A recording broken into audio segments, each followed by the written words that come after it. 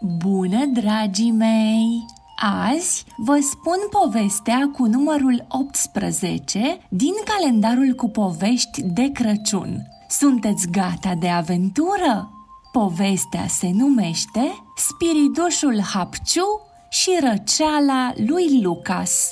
La grădiniță era mare veselie pentru că se apropia Crăciunul. În clasă mirosea a portocale, pe ferestre atârnau fulgi pe care copiii i-au decupat, iar un brăduț mic, plin de globuri, strălucea în colț.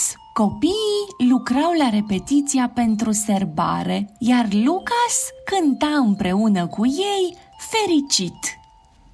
Dar la un moment dat s-a oprit. Obrajii îi ardeau, gâtul îl înțepa și parcă nu mai avea deloc energie. Educatoarea s-a apropiat cu grijă. Lucas, te simți bine? Băiețelul a negat ușor din cap. Mă cam doare gâtul și îmi e somn.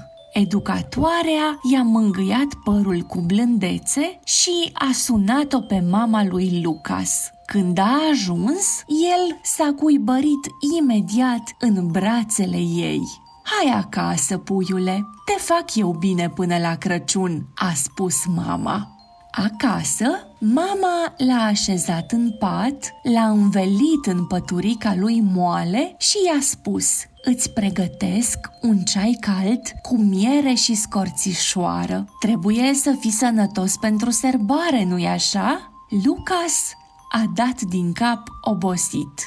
Camera era caldă și luminată de instalațiile de Crăciun care licăreau încet. Când mama a ieșit, s-a lăsat liniștea și atunci s-a auzit un ciup, ciup, ciup pe covor. Lucas a ridicat capul și a văzut o creatură minusculă, cât un creion, cu nasul roșu ca o bobiță de merișor și o pălărie verde, ușor căzută pe o parte. Creatura a urcat în patul lui Lucas și a strănutat un hapciu, iar sclipiri aurii au dansat prin aer ca niște fulgi de zăpadă magici. Cine ești?" a întrebat Lucas. Eu sunt Hapciu, spiridușul răcelilor de iarnă. Vin doar atunci când un copil răcește puțin. Luna decembrie e cea mai aglomerată lună pentru mine, pentru că toți copiii vor să fie sănătoși de Crăciun, a spus el, făcând o mică plecăciune.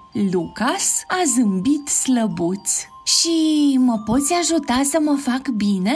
Desigur! Când bei ceaiul, îl trimit în gât ca o păturică fierbinte. Când iei sirop, îl transform într-o armură lucioasă. Iar când dormi, atunci pot lucra cel mai bine. În câteva zile vei fi pregătit pentru colinde și surprize. Lucas s-a luminat. Vreau să fiu bine la serbare. Vine Moș Crăciun. Atunci, odihnește-te și mai mult, puiule, a spus Hapciu hotărât. Mama a intrat cu ceaiul aburind, iar spiridușul s-a ascuns într-o sclipire. Hai, dragul mamei, să bei încet. Aroma asta de Crăciun te va face bine. După ceai, mama i-a citit o poveste despre un tren care mergea în Laponia și lumina din cameră s-a domolit. Lucas a adormit liniștit. A doua zi dimineața, Lucas s-a trezit mai vioi. Mami, mă simt mai bine. Poate reușesc să merg la serbare. Vedem noi, puiule. Astăzi mergem la medic, dar ai făcut mari progrese. La cabinet, doctorul i-a privit gâtul cu lanternuța. I-a ascultat respirația și i-a spus cu un zâmbet: bravo, Lucas, ai fost curajos și ai avut grijă de tine. Dacă mai continui așa, în 2 zile te întorci la grădiniță, fix la timp pentru Moș Crăciun. Mama l-a strâns în brațe, mândră și fericită. Acasă, Lucas a fugit imediat în camera lui. Hapciu, Hapciu, unde ești? Spiridușul a apărut din spatele perdelei, dar avea o valiză minusculă roșie cu steluțe aurii. Pleci? A întrebat Lucas cu un nod mic în gât.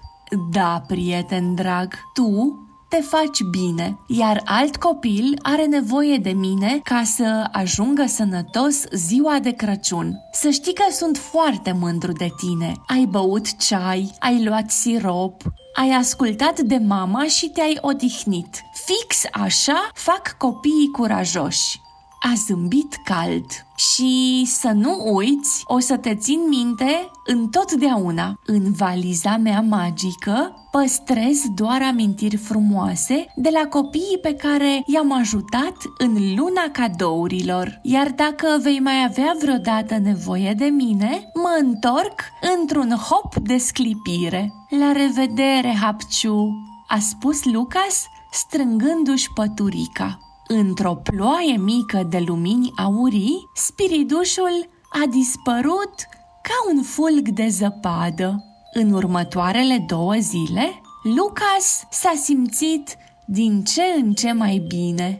A băut ceai, a luat sirop, s-a odihnit și a visat cu ochii la serbare. Iar în dimineața celei de-a 3-a zile s-a ridicat vesel din pat. Sunt pregătit, mami, chiar sunt. La grădiniță, sala era decorată de sărbătoare. Copiii au cântat colinde, au dansat și au spus poezii.